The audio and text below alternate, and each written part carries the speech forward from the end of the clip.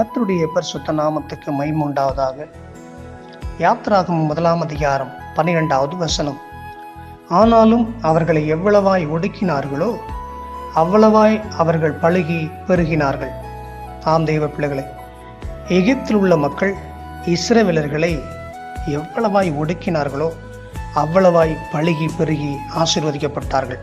ஆம், இந்த சத்தத்தை கேட்கிற இந்த வேளையிலே ஒருவேளை நீங்கள் ஒடுக்கப்பட்டு கடன் பிரச்சனையினால, வேலை இல்லாமல், வருமானம் இல்லாமல், ஆரோக்கியம் இல்லாமல், குடும்ப சூழ்நிலைகளினாலே, தொழில்களிலே, வேலை செய்கிற இடங்களிலே, உங்களுடைய நண்பர்கள் மத்தியிலே, உறவுகள் மத்தியிலே, ஊழியத்தின் மத்தியிலே, ஏதோ ஒரு காரியங்களிலே ஒடுக்கப்பட்டு நெருக்கத்தின் மத்தியில் இருக்கிறீர்களோ, அல்லது மற்றவர்களால் நெருக்கப்பட்டு கொண்டிருக்கிறீர்களோ, ஒடுக்கப்பட்டு கொண்டிருக்கிறீர்களோ, அநேகருடைய வார்த்தைகளும் செயல்பாடுகளும் ஒடுக்கி வைத்திருக்கிறதோ, நெருக்கத்தில் கொண்டு போய் கொண்டிருக்கிறதோ, மனமடிவாக்கி கொண்டிருக்கிறதோ, இதோ இந்த வேளையில் பரிசுத்த தேவன் தன்னுடைய வார்த்தையின் மூலமாய் பேசுகிறார்.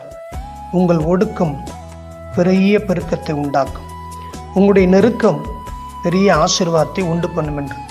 ஆம், இன்றைக்கு இந்த சத்தத்தை கேட்கிற உங்களுடைய வாழ்க்கையில் இன்றைக்கு ஒரு திருப்புமுனை உண்டாக்கி நீங்கள் அனுபவித்த ஒடுக்கத்தையும் நெருக்கத்தையும் மாற்றி கர்த்தர் பெரிய விசாலத்தில் வைத்து ஆசீர்வதிப்பாராக. இயேசுவை நம்புங்கள்.